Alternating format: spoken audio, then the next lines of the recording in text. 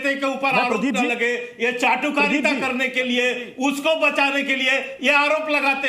जनता हंसती है आप पर। प्रदीप जी, ममता बनर्जी दिल्ली आती हैं, ममता बनर्जी दिल्ली आती हैं, इंडिया गठबंधन की बैठक से पहले अरविंद केजरीवाल से मिलती हैं।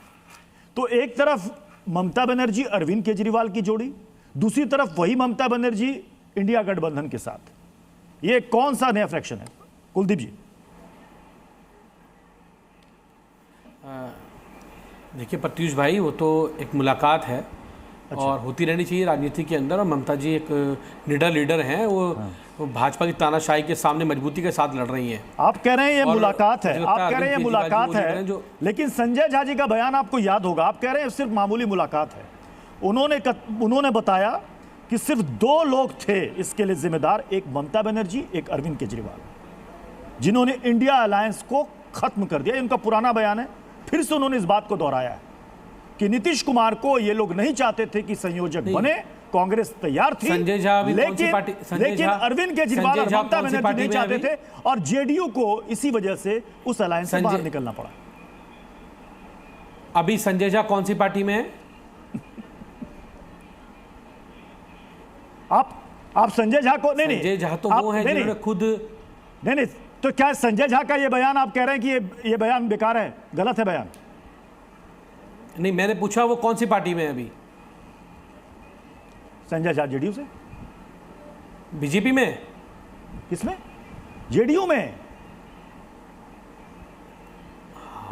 तो संजय झा को बता दूं मैं, उन्होंने कि वो संजय झा जो पूरी जेडीयू को निपटवाने वाले हैं, जिन्होंने पूरी जेडीयू को निपटा दिया और भाजपा में उसका विलय हो चुका है। एक तरह से आप मान लीजिए अभी पूरी नहीं, मुझे तो ध्यान है, मैं फिर बता दूं आपको, मैं इंडिया अलायंस का हिस्सा नहीं है आम आदमी पार्टी। हम इंडिया अलायंस से पहले ही बाहर आ चुके हैं। मैंने इसलिए सवाल किया कि ये ममता बनर्जी की अलग से मुलाकात है कि चाहे वो हमने नहीं, ममता बनर्जी से मुलाकात हुई है, वो हमारे अच्छे रिश्ते हैं उनके साथ, उसमें क्या दुरा है?